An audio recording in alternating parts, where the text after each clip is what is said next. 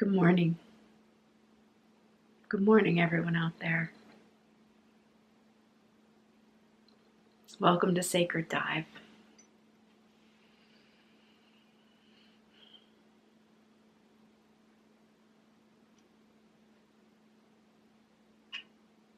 Taking a moment to settle into my heart to speak with you.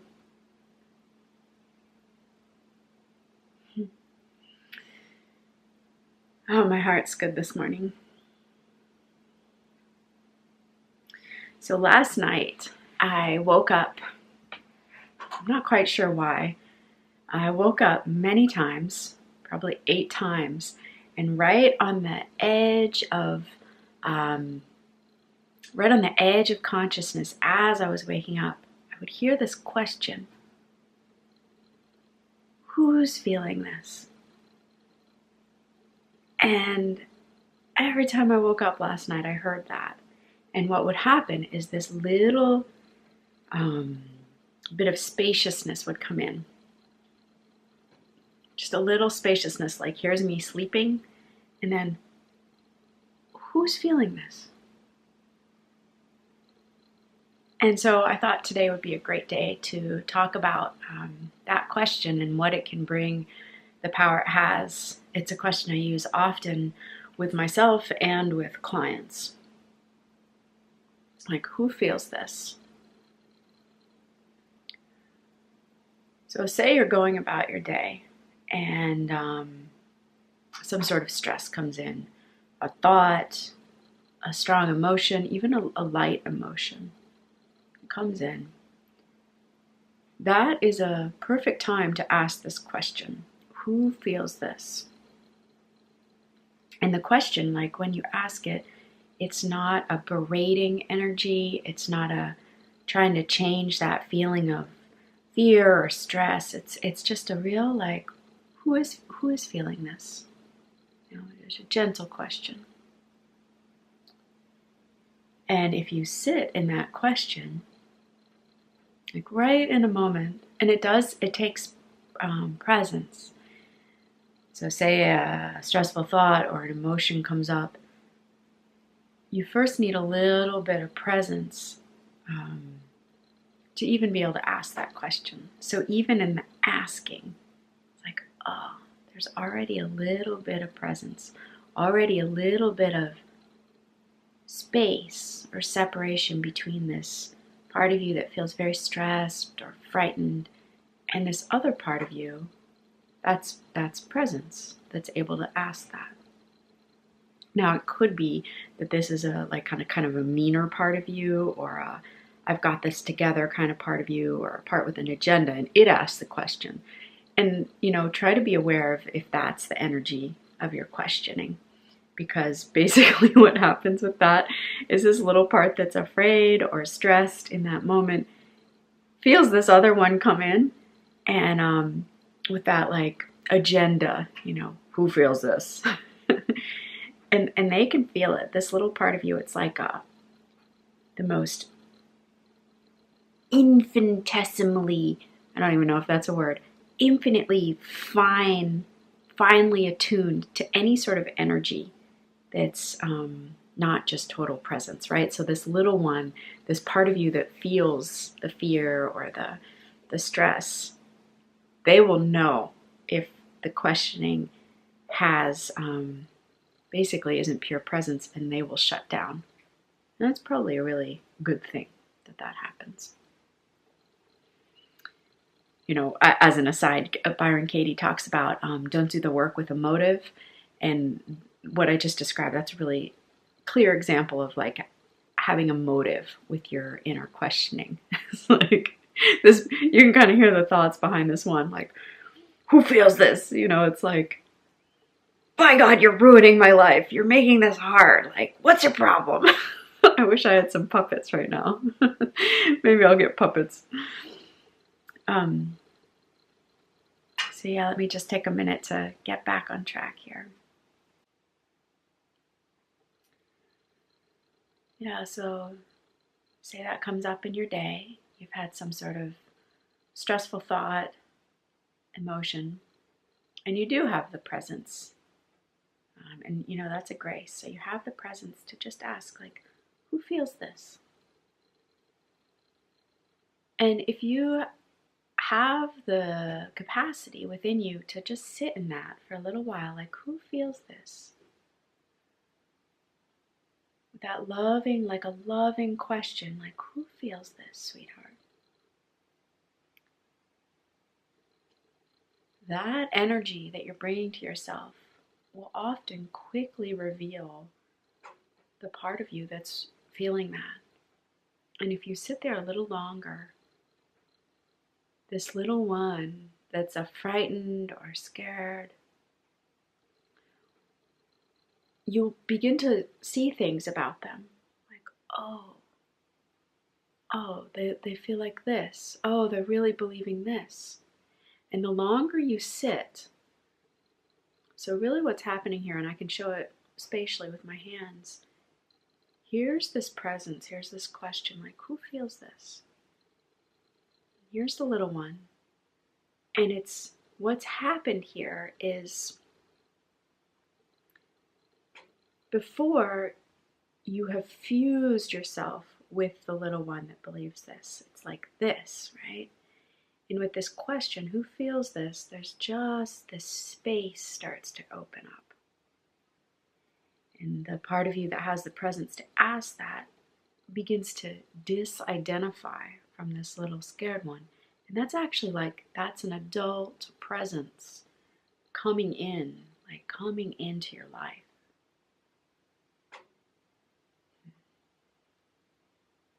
And it's this adult presence or presence that is able to look at this little one with compassion and really see like what's going on for them. And so this space, you can even almost think of it as that beautiful, clear looking with the heart, like a looking with love. And just seeing like, oh, what's going on with this little one inside of me? And the longer you could sit there for hours, you could just sit and just really see, what is this little one thinking and believing? How are they acting? Like, how are they doing? That's a good question. How are they doing? Often the heart will just fall open with that question. How are they doing? Because you can see, like, you can see how they're doing. And with that beautiful seeing, the heart opens, right? And with that open heart, there starts to be like an acceptance, an understanding, compassion for this little one. And it just, you don't even have to try it. Just with that seeing comes this healing, love, and compassion. Sometimes it really is that simple. And what has happened, like with these little ones inside of ourselves, as we live our life, often in childhood, but I think it can happen anytime, there'll be some sort of trauma or something that this part of you, oh, that's my cat, my apologies, some part of you that isn't able to handle what's going on, right? And so it's almost like this part of you crystallizes or freezes in time. That's my cat again. So this part of you freezes or crystallizes in time. And from then on, anytime something happens in your life that reminds this little part of the trauma, inadvertently, we will bring this little one to bear, and they start being the one that's in charge in that moment in your life, right? We put them in charge unconsciously. And what the healing comes in with this, when we begin to see like, oh, sweetheart, I've put you in charge. You don't have the tools. You don't have the capacity. In this little one, they've been waiting for the adult presence that comes with that disidentification. They've just been waiting for this adult to come. And you know, when you really sit with them for a while, you see they have thrown almost like heartbreaking integrity and earnestness into doing their job. Like they don't hold anything back. They use every bit of their resources that they have to live your life for you. And they're such that they would never stop doing this. And it just, as you can see, it breaks me open to really see that in these little ones. That at their root, their base, they are this absolute, blemishless, pure integrity. So when we begin to bring that adult presence, when we begin to open up the spaciousness, we begin to disidentify from these little ones, that's when this healing can really happen. And questions often have the power to open up this space. That's why inquiry is so effective when done with a spirit of compassion for yourself. So, who feels this? So I encourage you for the day or the week, if you notice that you have that you're feeling upset or even kind of out of sorts, and it could be a small one, it could be a big one. Often the times when you feel something that's not completely taking over your world, those are great places to start practicing because there's a little more presence ability there. So say you notice just a little, you're a little off one day or today. You can bring in that question like, who feels this? And then just be patient.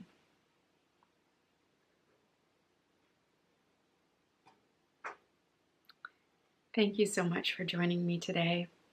If you like this, you can subscribe to the YouTube channel and visit me on sacreddive.com.